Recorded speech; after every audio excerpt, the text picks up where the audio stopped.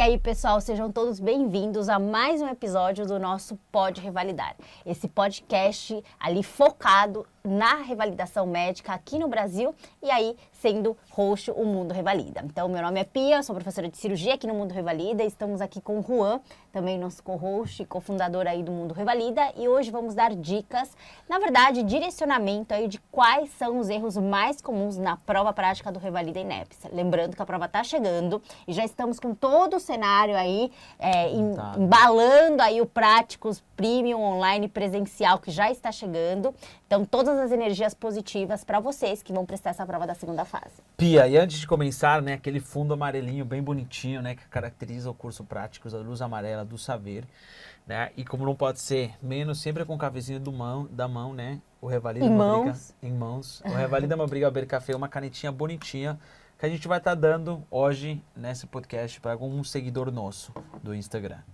Ótimo, então, hoje vamos falar sobre os erros mais comuns, né? Eu acho que muitos de vocês devem saber que a gente tem contato com muitos recursos aí do pessoal, tanto na primeira, na segunda fase, e a gente vê, identifica muitos erros. Esses erros, os alunos, né, a gente acaba trazendo para focar no nosso curso Práticos Online. Então, a gente acaba transformando esses erros em ensinamentos, e é isso que a gente traz para vocês hoje. Então, a gente fez uma listinha dos erros mais comuns, aqueles erros que vocês não podem cometer lá em dezembro na prova prática do Revalida INEP. Então, vamos lá.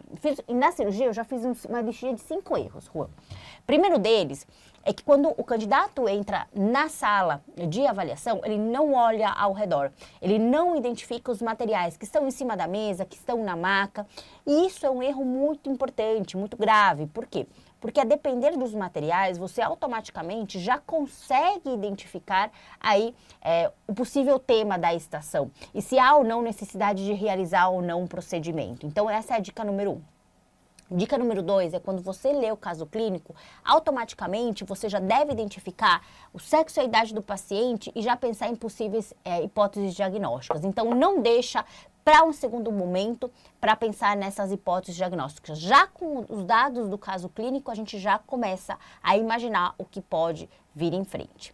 Outro dado importante é que caso não esteja o motivo de consulta, o caso esteja, na verdade, o motivo de consulta no caso clínico, isso não quer dizer que você não tenha que perguntar novamente para o teu ator ou atriz qual é o motivo de consulta que traz ele na tua consulta, no teu atendimento. Combinado?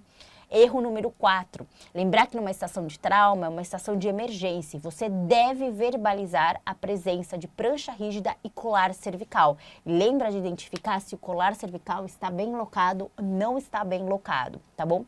E é importante você verbalizar, se necessário, que você vai manter esse colar cervical aí no seu paciente. Até porque a gente não retira colar cervical logo de cara, a gente vai retirar esse colar cervical lá no final do APCDE, se for necessária a retirada. Então, verbaliza que você vai manter por enquanto, tá certo? O fato de você não verbalizar e no checklist constar que você devia ter indicado a permanência do mesmo, não quer dizer que o avaliador vai te dar a pontuação. Deu para entender? Então, é uma sacada aí do Mundo Revalida também. Outro ponto importante do trauma, para finalizar, que eu sei que o Juan vem com muita dica pela frente, é a gente pedir os sinais vitais um por um no trauma. Não adianta você falar que quer os sinais vitais gerais do paciente. Especifica. Você está num cenário de trauma, um cenário de emergência, um cenário de atendimento imediato. Então, você quer frequência cardíaca, respiratória, saturação de oxigênio, pressão arterial. Você deve verbalizar um por um. Combinado? Eu dei bastante dica lá logo de cara. Legal, né? Foi bem interessante, super importante, Pia. E eu acho que assim, outras dicas que vale a pena reforçar com eles é o momento que, como que é a prova do Revalida, né? São 2 dias, 5 estações no primeiro dia, 5 estações no segundo dia, sábado e domingo, onde você vai entrar pela porta, você já vai ter que se apresentar, vai ter um QR Code que vai apresentar para a câmera e você já começa a estação. Enquanto vocês estão fazendo isso, já está correndo os 10 minutos de estação, por isso que a gente martela muito eles estudarem, fazer checklist com 8 ou 9 minutos, né? Treinar. Aí quando eles já começam, obviamente se apresentam, nunca pode deixar de se apresentar e deixar bem claro isso para apresentar para o paciente, perguntar o nome da paciente, se é na pediatria, perguntar o nome da mãe, do filho, né? E depois vocês já começam a ler o caso clínico. Pia, o que você acha? O que você gosta? Ler o caso clínico em voz alta? Eu acho que é muito subjetivo. Se a pessoa tem uma melhor assimilação do caso lendo em voz alta, perfeito. Mas tenha consciência que o fato de você ler o caso inteiro em voz alta não vai te dar nenhuma pontuação, tá certo? Então, veja se você é rápido lendo em voz alta, porque se você for devagar, lê na tua mente, tá bom? Dica número 1. Isso aí é uma dica importante, porque muitas pessoas falam, não, tem que ler em voz alta e tal, mas às vezes você não se concentra lendo em voz alta. E às vezes perde muito tempo, você tem uma leitura mais rápida na sua mente. Então, faz do jeito que você quer, do jeito que você prefere, porque do jeito vai que mudar nada. Funciona pra você, Exato. né? E lembrando que o dia da prova tem muito barulho, né? O ambiente ele é bastante poluído, da sala do lado, da direita, da esquerda. Então, assim, você tem que ir preparado mentalmente para isso. Acredite, você não vai ter ali um silêncio total para se concentrar. Então, é importante você levar isso em consideração. Exato. Aí, outro ponto importante, quando eles começam a fazer a anamnese, eles começaram, por exemplo, o paciente na casa da cirurgia, o paciente vem, ou da clínica médica, o paciente vem com dor abdominal. Na anamnese tem que ser focado onde, Pia? Na anamnese tem que ser focado, assim... Na queixa principal do paciente, sim, né? E perguntar, destrinchar essa queixa principal e os sintomas associados. A gente não pode esquecer disso. E a gente vê, por exemplo, se a queixa principal é dor abdominal, perguntar 5 coisas sobre a dor abdominal do paciente, né? Então, destrincha essa queixa principal e não só perguntando 1 ou 2 coisas. É 5 ou 6 que a gente vê. Antigamente, eles pediam 2 ou 3. Agora, eles pedem 5 a 6 para marcar Quanto mais completo, melhor. Tá bom? Outro erro que eu vejo muito, e eu não vou me estender muito só aqui. Antes de você entrar aí, vocês vão procurar, por exemplo, dor abdominal, destrincha toda a queixa principal e ele também vai ter sangramento nas fezes, por exemplo, como uma outra queixa secundária. Destrincha também essa queixa secundária, né? Tem que perguntar tudo sobre essa queixa secundária, que isso vai estar no teu checklist. Levando em consideração que a anamnese não pode durar mais de 1 minuto e meio, tá bom, gente? Vocês têm que ser rápido no gatilho. Outra coisa importante é que eu vejo muito nos recursos que os candidatos querem explicar e justificar absolutamente tudo para o paciente. Gente, aquele ali é um ator, é uma atriz, ele não está sentindo dor, ele não está com medo da cirurgia, nada. Isso aí é uma total simulação. Então, se você for drenar um tórax num cenário de trauma, não precisa pedir autorização para o paciente, tá certo? Se você for, por exemplo, mostrar uma imagem, não precisa gastar 2, 3 minutos explicando para a câmera e depois para o paciente o que tem na imagem. Faz uma explicação só, de forma objetiva, direta. Outro erro também que eu vejo muito é na parte de exames laboratoriais. Muita gente pergunta, ou verbaliza, né, solicitando, eu quero a função renal. Gente, especifique o que faz parte da função renal. Ureia, creatinina. Eu quero eletrólitos. Fala, eu quero eletrólitos, ou seja, sódio e potássio. Então, destrinchem essa solicitação, tá bem? Tá bom? Outro erro muito comum é vocês não identificarem de forma correta o tipo de exame que vão pedir. Então, vocês querem uma tomografia, falam, eu quero uma TC. Não adianta verbalizar siglas, não adianta pedir tomografia de forma geral, vocês têm que indicar, é uma tomografia de abdômen e pelve com contraste endovenoso ou sem contraste? É importante vocês dizerem, tá bom? É um ultrassom, é ultrassonografia de quê? De abdômen, é uma ultrassom de rins e vias urinárias, é um ultrassom de escroto com Doppler colorido. Então, é importante vocês falarem o nome do exame completo, combinado? Isso daí é outro erro que vocês acabam perdendo. Depois você fala, mas eu pedi lá na hora. Gente, uma coisa é o que você acha que pediu, outra coisa é o que o avaliador vai considerar certo. Então, sejamos conscientes e já corrijam esse erro aí logo agora. É importantíssimo isso daí, Pia. Revisar esses erros. E o erro que mais choca pra mim é eles tentarem explicar tudo. Às vezes é importante explicar, por exemplo, vou fazer uma cirurgia e o ator te pergunta, doutor, mas como que será feita essa cirurgia? Aí vale a pena sim gastar uns minutos explicando a cirurgia. Mas se ele não te falou nada disso, não te perguntou nada, você não precisa ficar explicando para ele por qual motivo você vai solicitar eletrocardiograma.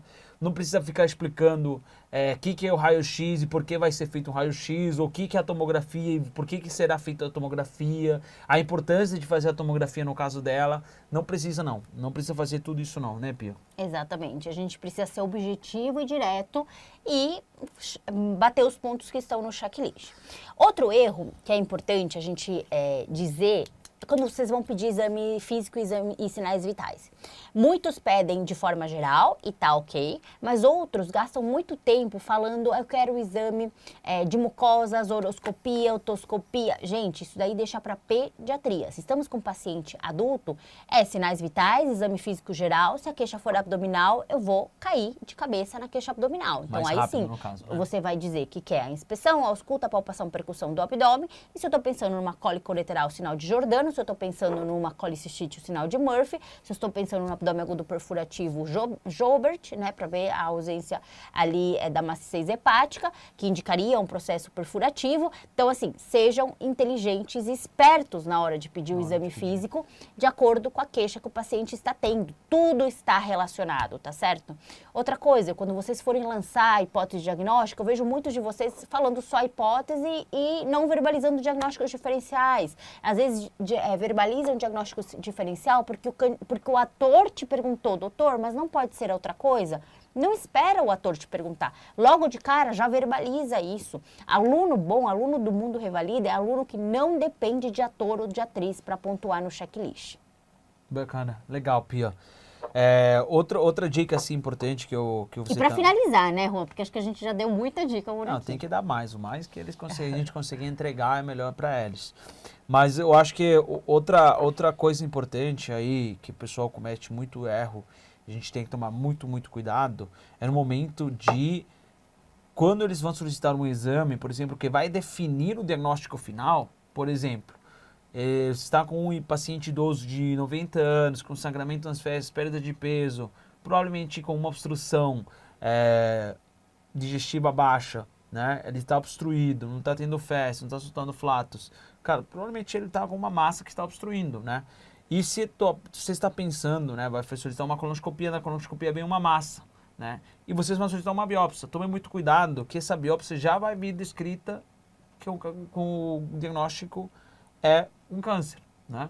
Então, antes de solicitar essa imagem, né, antes de solicitar essa biópsia, você já tem que falar qual é a hipótese diagnóstica. Porque a gente viu nos recursos que mesmo que o raciocínio clínico estava indo muito bem do aluno, né, ele, depois que verbalizava, depois de receber a biópsia, verbalizava o diagnóstico do paciente, eles não pontuavam o diagnóstico, porque falavam que o empresa já tinha entregado o diagnóstico.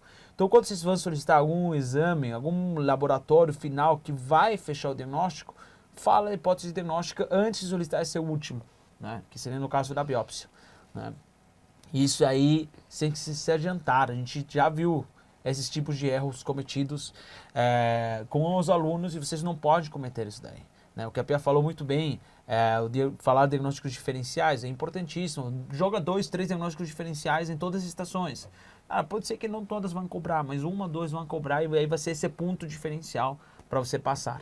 E quando vocês forem na parte de conduta, né, sempre que vocês forem fazer uma conduta do paciente, faça de forma organizada, né? E eu gosto de explicar para os alunos como fazer essa conduta de forma organizada. Primeiro, vocês têm que entender se o paciente vai fazer um tratamento ambulatorial ou intra-hospitalar. Se for tratamento ambulatorial, já marca retorno. Então, o senhor vai tomar essas medicações em casa, já gostaria de marcar o retorno, e aí você explica para ele quais são as medicações que ele tem que tomar, né? Ou já marca retorno, ou marca interconsulta com o especialista. Se o paciente vai ficar internado, fala onde que ele vai, se vai para UTI, se vai ser transferido, porque você está em uma UBS que não tem, e aí no card vai te falar se ele tem local, o hospital conta com centro cirúrgico, se o hospital conta com área de internação, de UTI, né? Se ele não tiver, você já pede para transferir. Se ele tiver, você já fala que ele enfermaria, que ele UTI, né? E aí já começa a explicar tudo que você quer, dos pés à cabeça. Então você vai monitorizar ele, vai colocar acesso venoso, vai colocar analgesia, se ele está antipirético, se ele precisar usar antibiótico intravenoso, já fala antibiótico intravenoso, né? Fala na ordem, que dessa forma você não esquece nada, né? Se você ficar chutando, lançando qualquer coisa na conduta de forma desorganizada, você acaba se confundindo acho que e o passa pior batido. inimigo do sucesso na prova prática é a desorganização do pensamento. Não existe pior momento ou pior momento da sua vida para você ser desorganizado. A organização é a chave do sucesso. O esqueleto mental é a chave do sucesso. A cruz do saber do Mundo Revalida no momento da estação vai te levar até a sua aprovação. Então, pega todas essas dicas que a gente está dando aqui, bota em prática. Eu sei que muitos de vocês estão treinando, fazendo checklist, talvez por outras plataformas ou por outros cursos, mas assim, leva todas essas dicas que nós demos aqui a teu favor e utiliza elas durante o teu treinamento e lá no dia da prova. E você vai vir contar pra gente o quão importantes elas foram, né, Juan? Isso mesmo. Algo mais que a gente possa falar pra acho eles? que é isso mesmo. A gente vai, se ficam mais dúvidas, eles podem mandar no Instagram. E eu já queria fazer o sorteio aqui na nossa garrafinha, né? Como vocês podem fazer, gente? Na próxima semana inteira, né? A partir de hoje até na seguinte semana, deixa eu falar a data certinha, então, hoje 14 até dia 21, né? Vamos deixar essa semana para eles postarem, curtir no seu Instagram, curtir o YouTube, então seguir as duas plataformas nossas, postar no Instagram e marcar o Mundo Revalida esse podcast, né? Então colocar o link do podcast ou marcar que você está assistindo o podcast e colocar o link do podcast para ter os amigos também assistirem. Fazendo isso, a gente vai coletar as pessoas, os nomes das pessoas. Quando você fizer, manda no Instagram, já fiz tudo, né? Os 3 passos que eu falei. Seguir o Instagram do Mundo Revalida, seguir o YouTube do Mundo Revalida, ter curtido esse podcast, colocar o comentário aqui no podcast e, por último, postar no Instagram e marcar @Mundo Revalida. Você encaminha no nosso Instagram que já realizou todos os passos, a gente vai pegar o teu nome e a gente, dia 21, vamos fazer o sorteio de quem que leva essa garrafinha para sua casa, aquelas garrafinhas térmicas, né, que marca temperatura, com escrito Revalida me obriga a beber café, bem legal que você pode ter na sua casa. Isso aí, gente. Aí, muito obrigada aí pela atenção de vocês. Não esqueçam de se inscrever no canal, deixar um comentário, mandar para os amigos, colegas que vão estar prestando a prova prática do Revalida junto com vocês agora. Lembra que todo mundo está no mesmo barco. Estamos aqui, todo o time de professores, de especialistas, estamos aqui para te ajudar, para te orientar, lembrando que tenham responsabilidade também de saber da onde vocês tiram o material para estudo, então saibam que tem que ser fontes confiáveis, de gente que se prepara, e nós aqui do Mundo Revalida, aí temos muita responsabilidade quanto isso. Cada um dos nossos professores, aí coordenadores das grandes áreas, são das maiores instituições aqui do Brasil.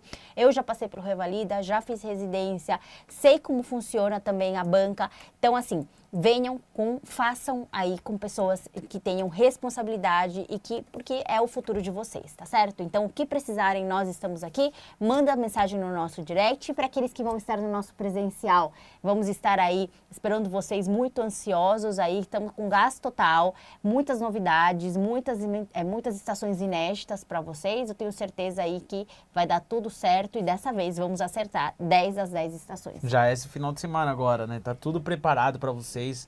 Com muita ansiedade, não, desculpa, seria depois do sorteio, né, hoje 14, vai ser próximo final de semana, mas a ansiedade está batendo a mil, trabalhando forte, para a gente entregar um produto de qualidade, como a Pia falou. Todos os professores que estarão na frente de vocês são especialistas de cada grande área. Exatamente. Isso e são aí muitos preceptores de grandes instituições, ou seja, gente que tem relação direta com OSCs, com provas práticas, que já fizeram muita prova prática, muita estação, a vida inteira.